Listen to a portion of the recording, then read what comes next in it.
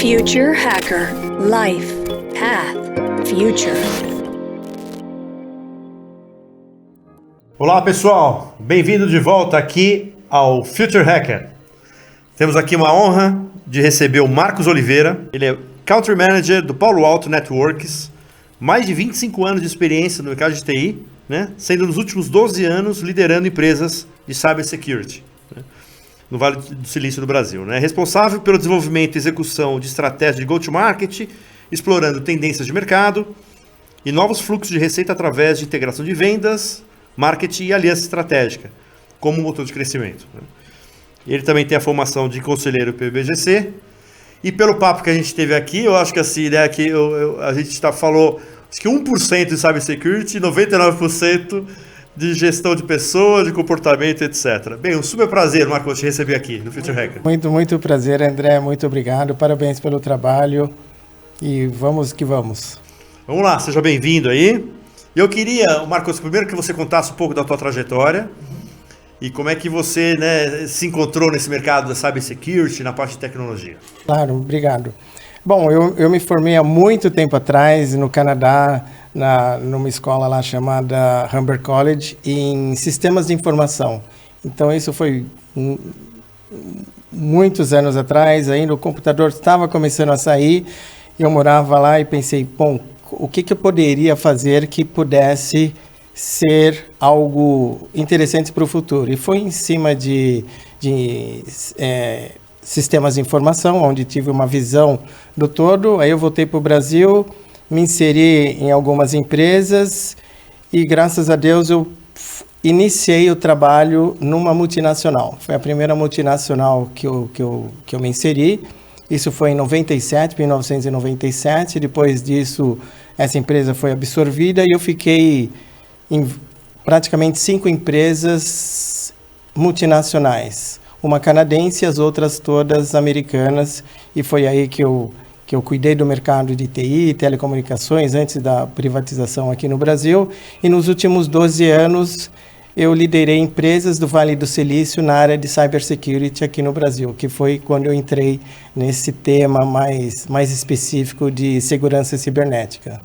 Então, eu pude ver antes da privatização todo o desenvolvimento de telecomunicações e tecnologia no Brasil, mudou muita coisa e hoje a gente está num cenário totalmente diferente e muito desafiador, que é como essas empresas podem se fortalecer em cima dessas ameaças recorrentes que a gente vê no dia a dia. Acho que essa seria exatamente a pergunta, que era com relação à velocidade, né? Quer dizer, a segurança consegue correr atrás da velocidade da tecnologia? Então você tem uma inteligência artificial, você tem alguns estudos fortes, né, para a IBM falando de computação quântica, etc. Como é que a segurança ela consegue, né, ela garantir a proteção em segmentos extremamente disruptivos e muito evoluídos como nessas novas tecnologias? Bela pergunta, André. Se eu pudesse só voltar um pouquinho no tempo e dizer que segurança cibernética é um tema muito mais abrangente do que a parte de segurança, porque ela passa por entendimento estrutural. Então a gente vê alguns desafios, principalmente aqui no Brasil, que são desafios estruturais, como as empresas estão estruturadas do ponto de vista de infraestrutura e segurança. Acho que tem um papel importante para chegar nesse ponto aí de fortalecimento.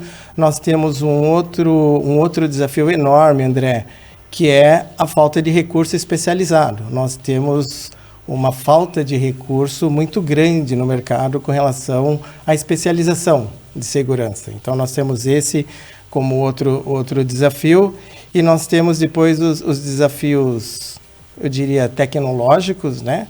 E os desafios culturais. O desafio cultural é um pouco a cultura da empresa não ter esse mindset de colocar segurança dentro da sua estrutura,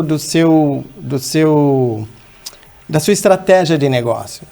Então, as empresas mais avançadas colocam segurança junto da estratégia de negócio. Esse é um pontinho aí.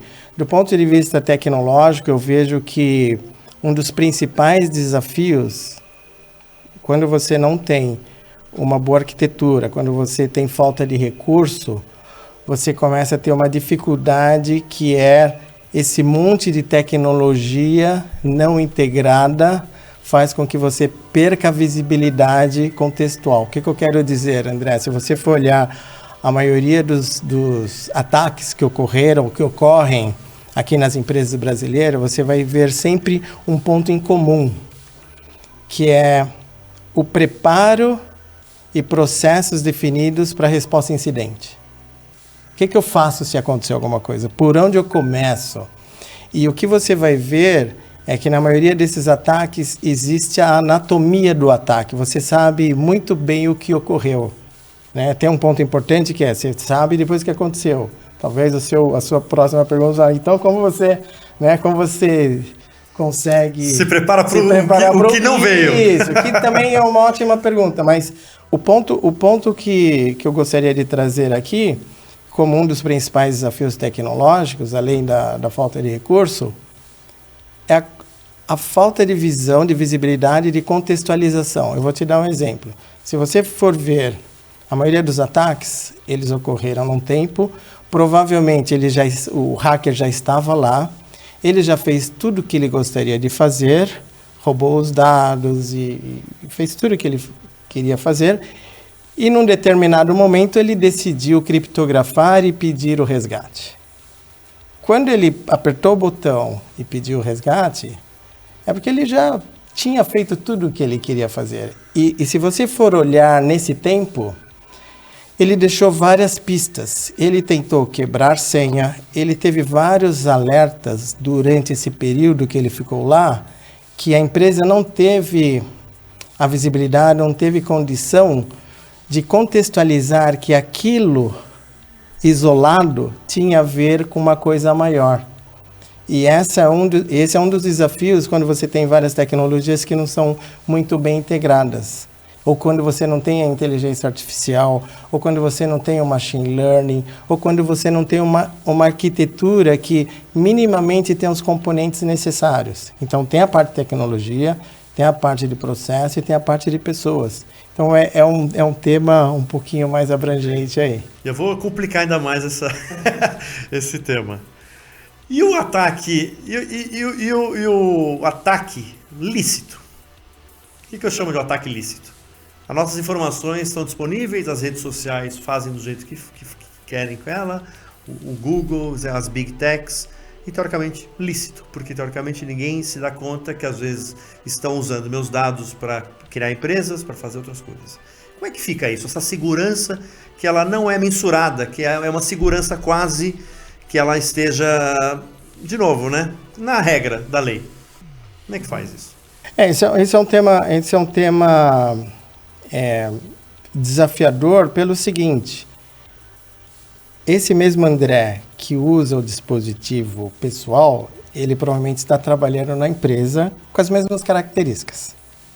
Então, esse é um tema que a tecnologia ela ajuda, mas tem que ter os seus processos e tem que ter uma coisa que a gente chama muito que são as políticas da empresa e controle da empresa.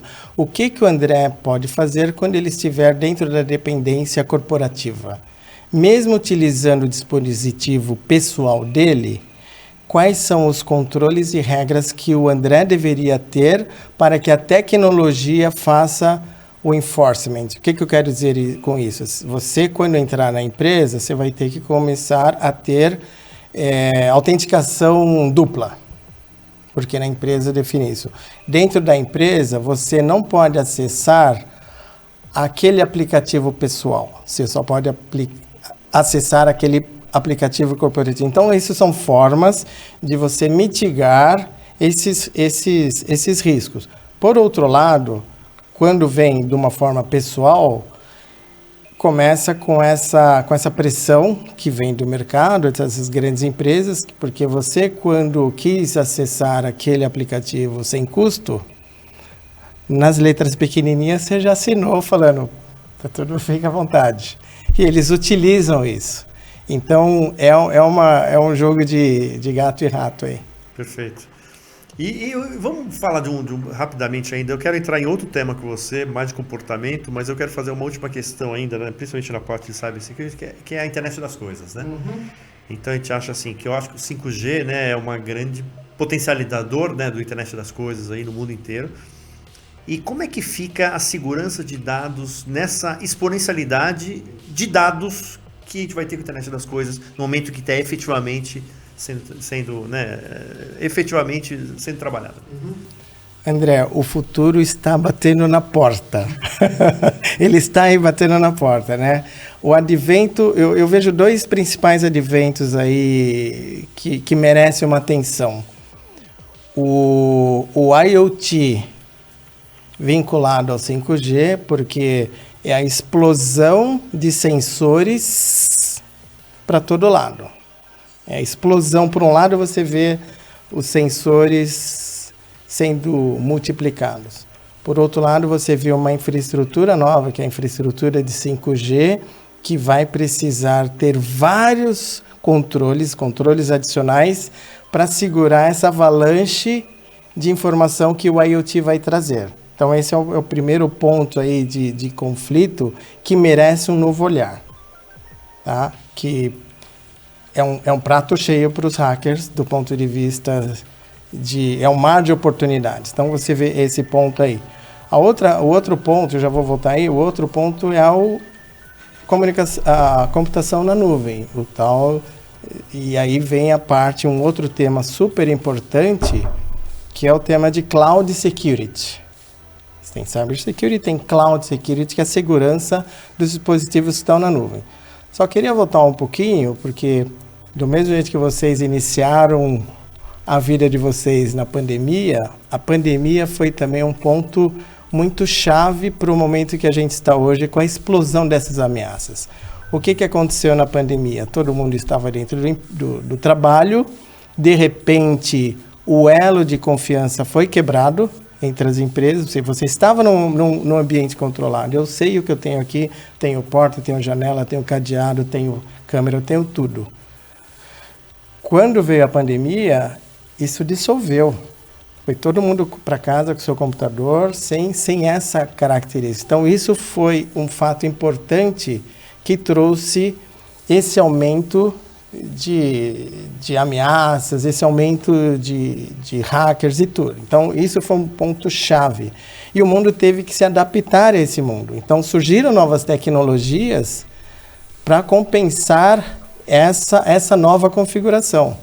Então, por isso que a inteligência artificial está aí, a machine learning está aí, para tentar ajudar o comportamento do ser humano que não consegue mais controlar as coisas. Então, um pouquinho disso. O advento do IoT com o 5G, que está prestes a entrar em explosão, traz esses desafios. Então, do ponto de vista, hoje, segurança cibernética, sem o machine learning, sem a inteligência artificial, para ser o mais preditivo possível, sem esses novos componentes fica praticamente impossível. Porque é quase como o jogo estivesse melhor para os hackers, porque agora a superfície de ataque é qualquer lugar. É a televisão, é a geladeira, é o celular, é qualquer coisa que acenda a luz.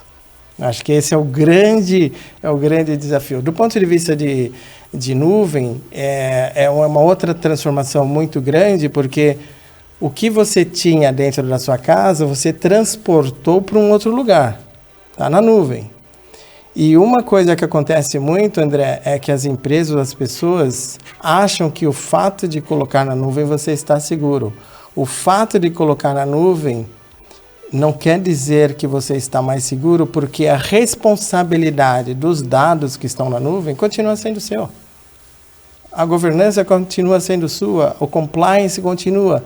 Então, por que mudaria se você não está infringindo o LGPD aqui? Na nuvem é a mesma coisa. É o físico e virtual, né? Na verdade, o físico e virtual, não mudou a sua responsabilidade. Né? Perfeito, então, perfeito. É um pouquinho disso aí. Legal. Uma pergunta que vale 1 milhão agora aqui, Marcos. A computação quântica pode quebrar o mercado de cripto? De cripto? Eu acho, André, que esse tema, né, eu sei que você é um grande apreciador do futuro, né, e esse é um futuro, né, mas eu diria o seguinte, eu diria que se a gente está falando que o 5G e o IoT é algo que é uma revolução, qual seria, então, o tamanho da revolução com a computação quântica?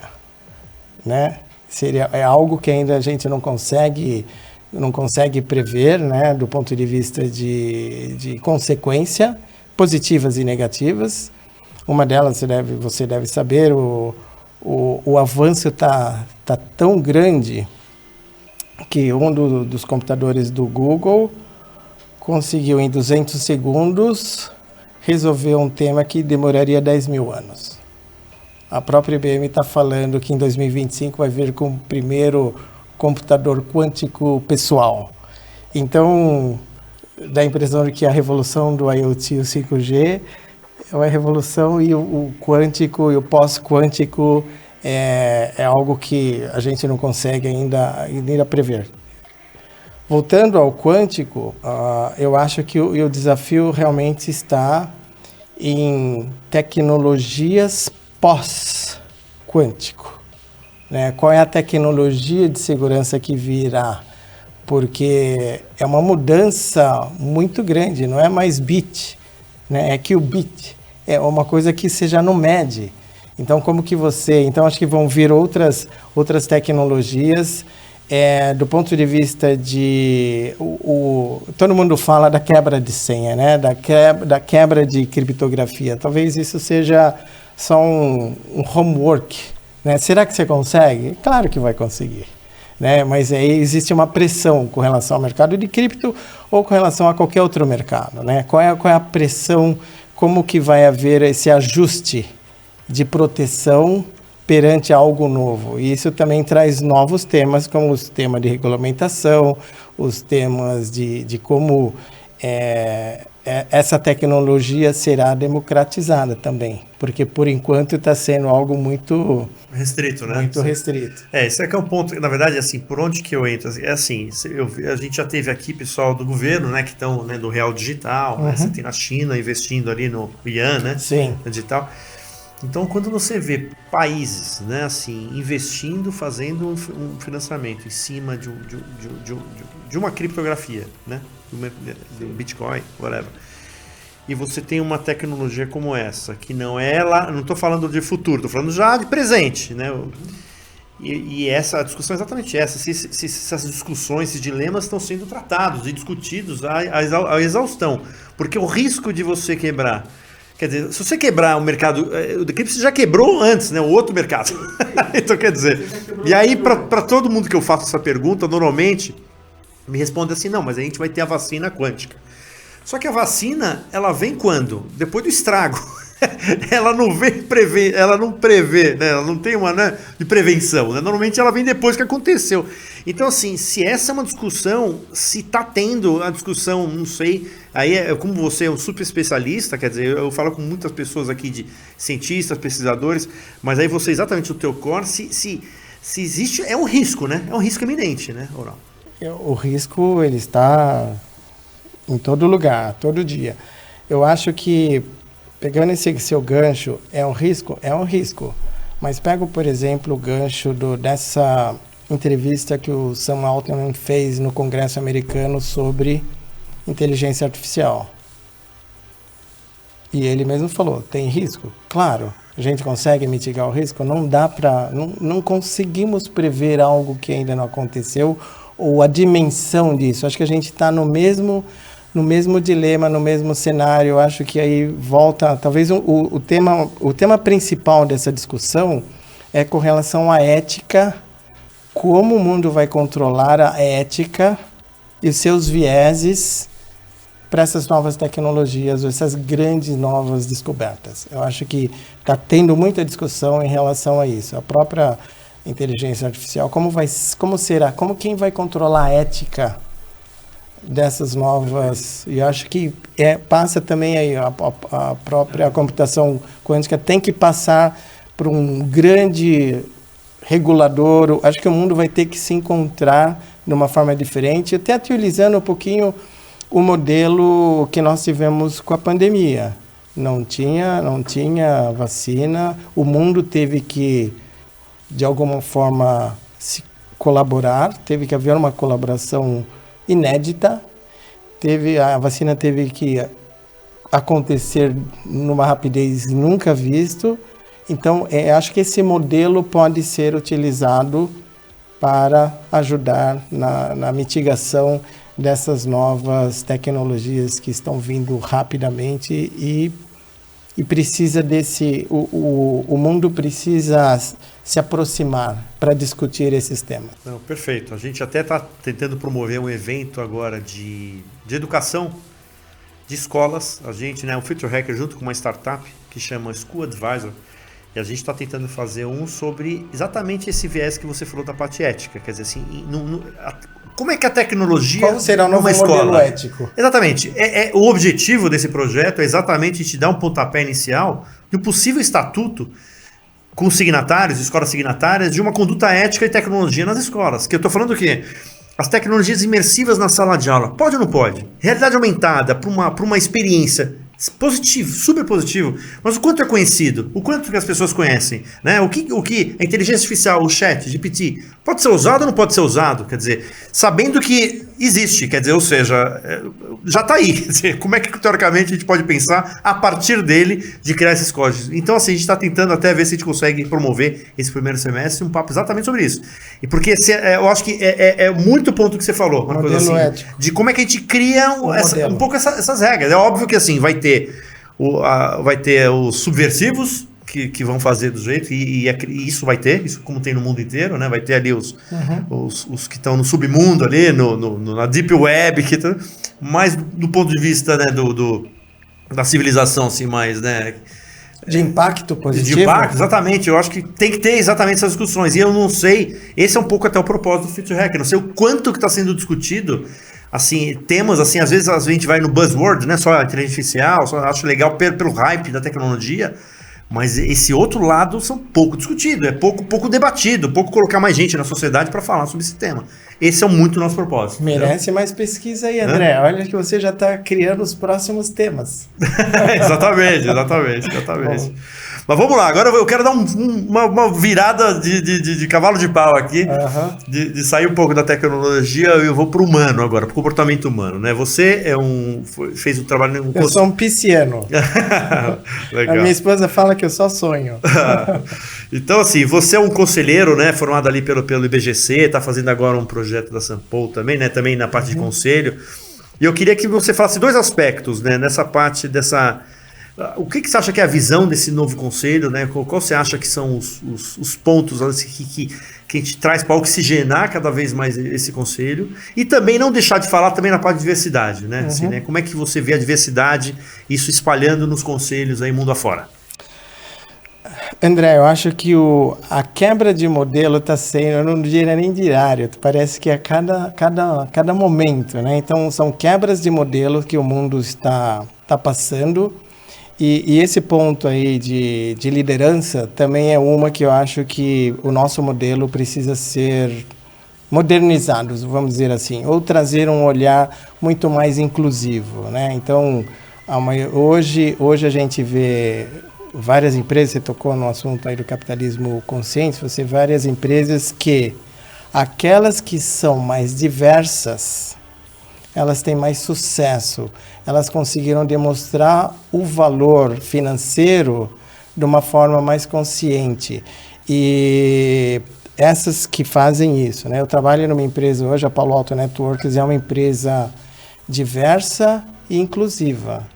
E eu pude... E lucrativa, né? E lucrativa. Ou seja, você consegue ter lucro fazendo, né, coisas dessas. Mas tem um ponto interessante da Palo Alto Networks que me chama a atenção. Isso não existia, isso se tornou. Então eu pude presenciar do ponto inicial até o estágio atual hoje, onde ela é reconhecida por prêmios, por ser assim, de uma forma natural.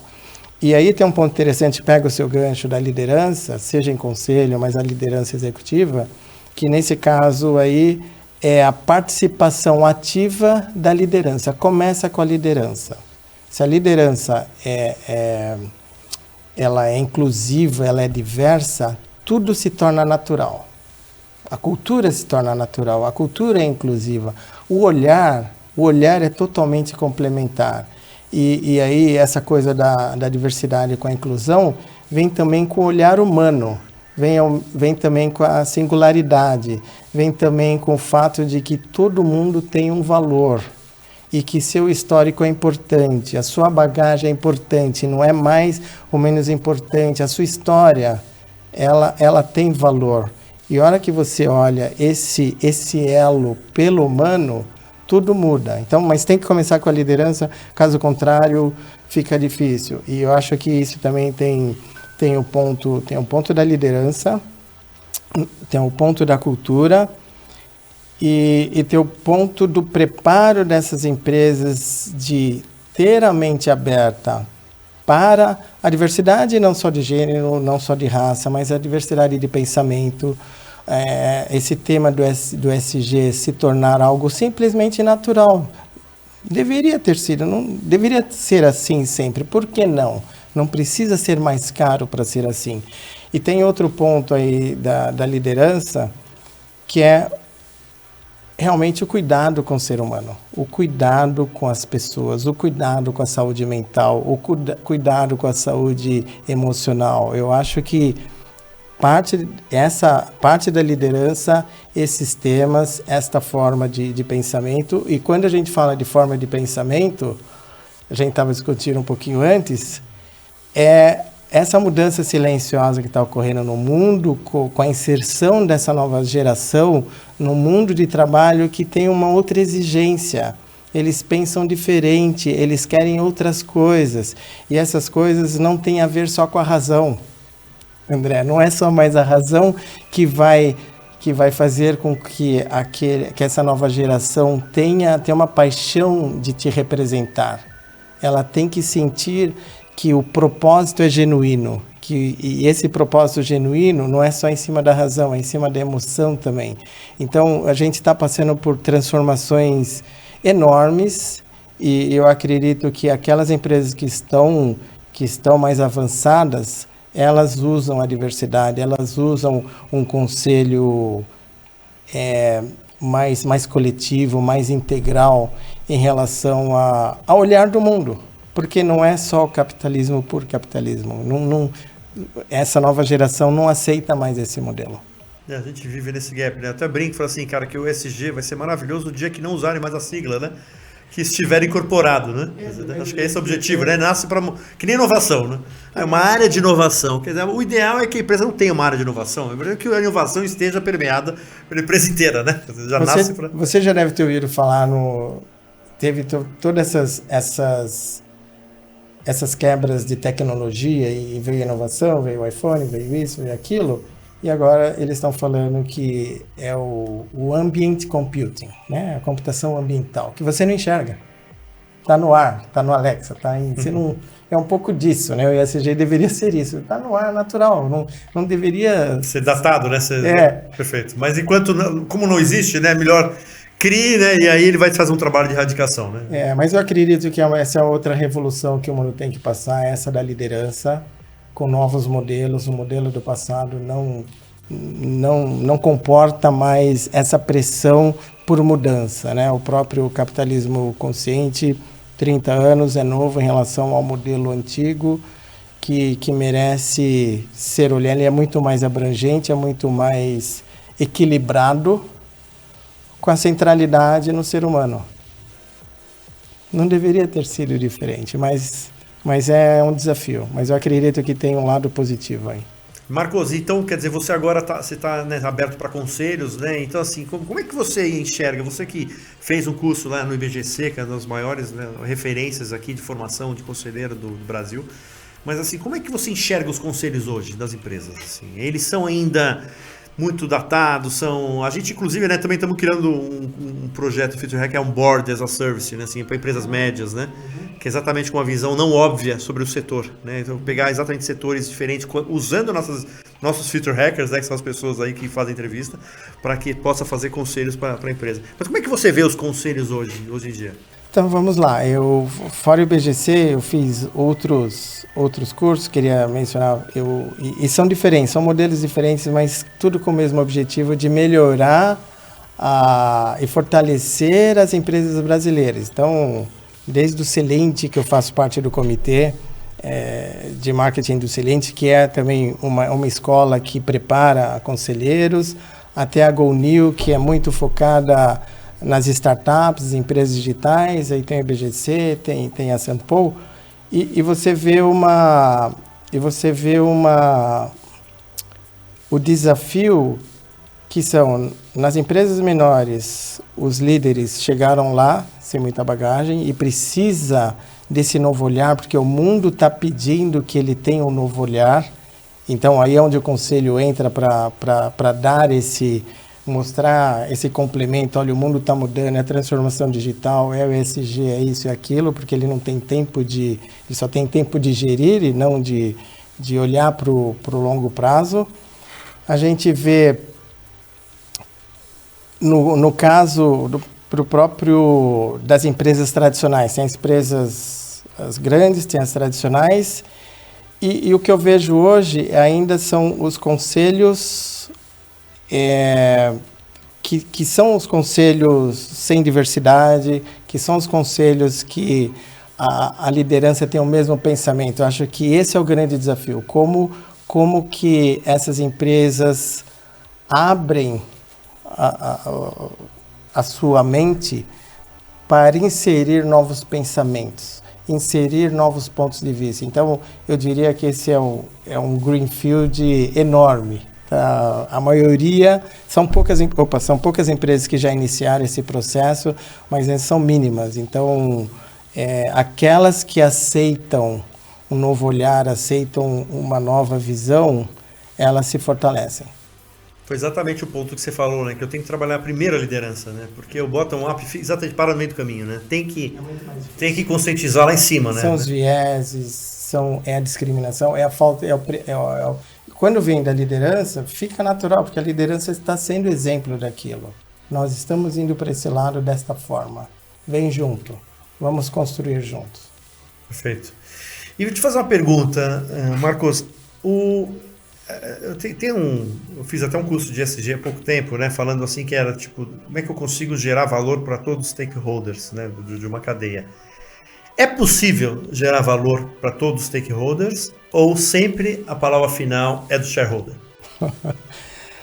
Eu acredito que sim, que você consegue fazer isso. Tá? E de novo, André, existem várias empresas que demonstraram que é possível, mas tem que haver essa mudança de mindset vindo da liderança de que o que é valor para você? É só o financeiro? É o valor para a sociedade? É o valor para as pessoas? Como você mede isso? Né? A própria Palo Alto Networks é uma empresa empresa de tecnologia inserida no ESG. Em todos os relatórios trimestrais, nós demonstramos o impacto e o valor do ESG para o resultado. Então, o resultado não foi só financeiro, foi o resultado do impacto em cima da sustentabilidade, em cima da diversidade, da inclusão, é tudo isso. Então, acho que o ponto aqui são as medidas. Como você mede o valor? Se você colocar os componentes de valor nesse cálculo, ele não será só financeiro. Tem o financeiro também, mas não é só o financeiro. Então, sim, tem um grande desafio das empresas achar o modelo, esse modelo, por onde começa, porque isso é uma jornada também, só que é uma jornada cultural também, né? E eu acho que existe a governança, existe o social, mas existe o social. O social, na minha opinião, é o ponto inicial, o core, chave, que deveria ser ser começado por aí. É porque as empresas são feitas de pessoas, né? Quer dizer, se você não cria condições e a de profundidade, pluralidade, né? do impacto das pessoas internas, a profundidade do impacto externo na comunidade, são outros cálculos. E é interessante isso, porque você também está falando de outros países que estão num modelo mais avançado que o Brasil. Se nós pegarmos a experiência e o aprendizado, a gente vai chegar nesses cálculos. São outros componentes que hoje igualam o resultado. E aprender com os exemplos, né? E aprender com É o que você falou, né? Que nem você está práticas. falando, né? Quer dizer, você falou que você viu evolução no teu negócio, isso, né? Na tua empresa, né? Sim. Quer dizer, às vezes eu vejo que assim, muita empresa que prefere nem entrar e às vezes ela nem sabe que pode já estar fazendo alguma coisa, né? Interessante ali, que poderia ser mensurada, etc. Às vezes ela nem... E empresas que às vezes não necessariamente ela está já madura no E, no S e no G. Mas ela tem que começar, né? Ela tem que já começar a dar os passos ali para começar, né? Então... É uma jornada cultural, uma jornada que ela é perene para virar natural. Default, né? Perene para virar default. Para você né? não pensar. Se você tratar bem o funcionário, se você tratar bem os seus fornecedores, se você tratar bem a comunidade, você já está demonstrando práticas do social. Por que não fazer isso de uma forma natural? E vocês conseguem já, no caso, especificamente da tua empresa, já também na cadeia de supply chain, quer dizer, assim, quem está trabalhando com vocês também está com essa mentalidade? Hoje já virou até, inclusive, vira um sarrafo, né? Sim, porque você acaba ajudando, educando e evangelizando. Então não é, deixa eu ver se você está com certificado, não. Vem junto, vamos trabalhar. Olha, esse é o nosso modelo, é essa a nossa aspiração, é assim a nossa conduta. Vem junto. Então tem essa preocupação de educar e evangelizar os... Então, ou seja, uma liderança não é só vertical, né? Eu diria que é horizontal também para a cadeia, né? Que é esse outro tópico que merece aí um outro podcast você, que é outra quebra de modelo, que esse modelo verticalizado, ele não sustenta mais a inovação, porque você tem limite. Esse horizontal te coloca numa condição melhor de inovação. Muito bom. Bem, Marcos, eu queria agradecer muito a tua presença aqui. Foi um passa muito rápido, né? Foi um papo... É um grande prazer. Espero que a gente se conecte aí daqui para frente. Vou pensar em vocês. Já dei uma dica aí de outros temas e muito sucesso para vocês. Não, para todos nós aqui é um prazer aí. Acho que isso é A 1,5 km de onde eu moro, é muito simples voltar. Vai ser um prazer recebê-lo aí. Muito obrigado. Tá, obrigado, viu, Marcos? Obrigado. Pessoal, Marcos aqui no Future Hacker. Até a próxima. Future Hacker. Life. Path. Future.